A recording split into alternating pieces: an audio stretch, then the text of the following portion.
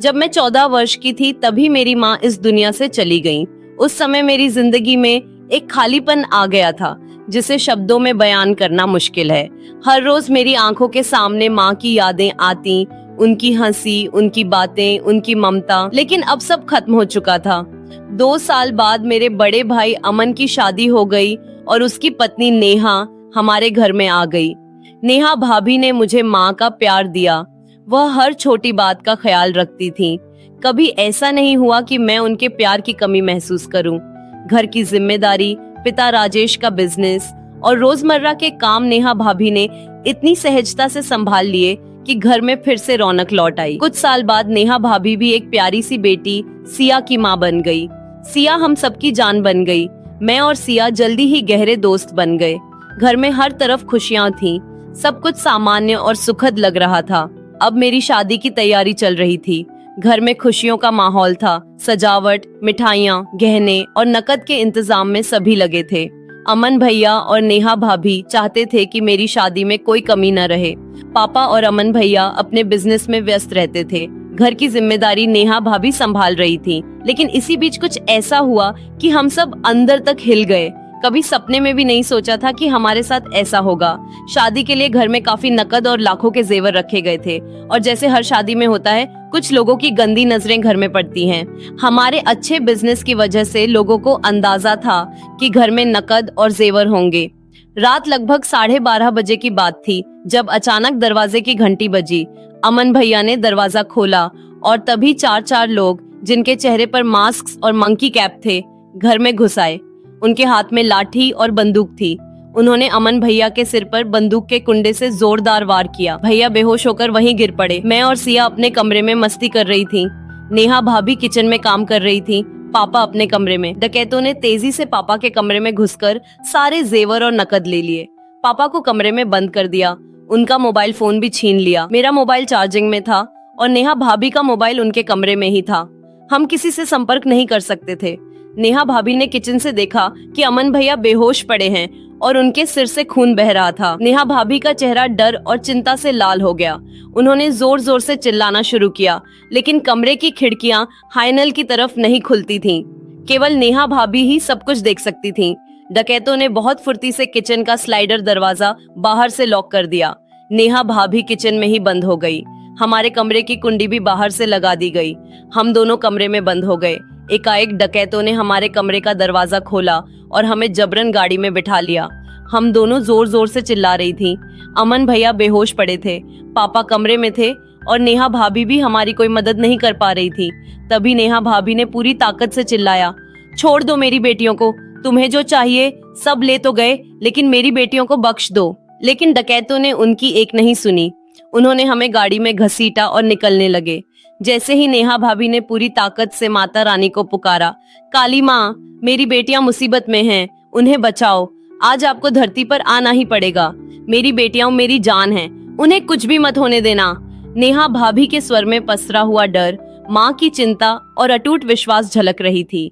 उनकी आंखों में आंसू थे और उनके दिल की धड़कन इतनी तेज थी कि उन्हें खुद महसूस हो रहा था। जैसे ही उन्होंने पुकारा, अचानक उनके पूरे शरीर में एक अद्भुत शक्ति की लहर दौड़ गई। उनके चेहरे पर एक अजीब सी रौनक और चमक आ गई जो अंधेरी रात में भी चमक रही थी, जैसे आसपास की हवा भी उस चमक को महसूस कर रही हो। पहले तो उन्होंने किचन का स्लाइडर दरवाजा, जो बहुत मजबूत नहीं था, उसे पैर मारकर तोड़ दिया।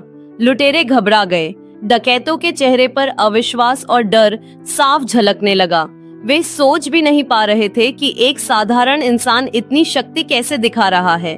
उनके हाथ में जो हथियार थे वे अचानक उनके लिए भारी और बेअसर लगने लगे। एक लुटेरे ने नेहा भाभी की ओर बंदूक उठाई और गोली चला दी, लेकिन नेहा भाभी ने अपने हाथों की शक्ति और काली माँ की कृपा के साथ उस गोली को पकड़ लिया।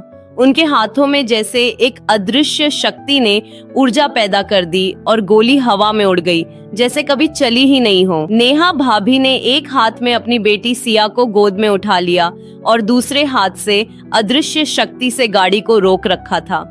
गाड़ी जैसे जड़ हो गई। डकैत उसे आगे नहीं बढ़ा पा रहे थे। उनके चेहरे पर डर और बेचैनी साफ दिखाई दे रही थी।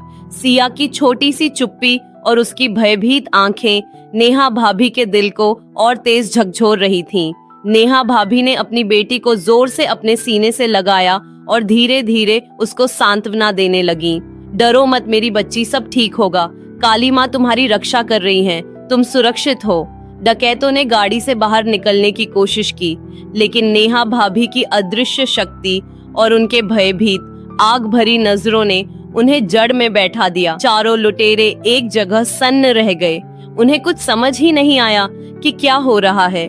उनके हथियारों की ताकत बेकार लगने लगी, जैसे कोई अदृश्य शक्ति उनके इरादों को रोक रही हो।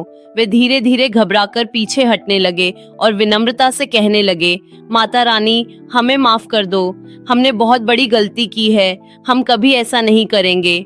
नेहा भाभी अपनी बेटी सिया को गोद में लिए धीरे धीरे गाड़ी के पास आकर खड़ी रही।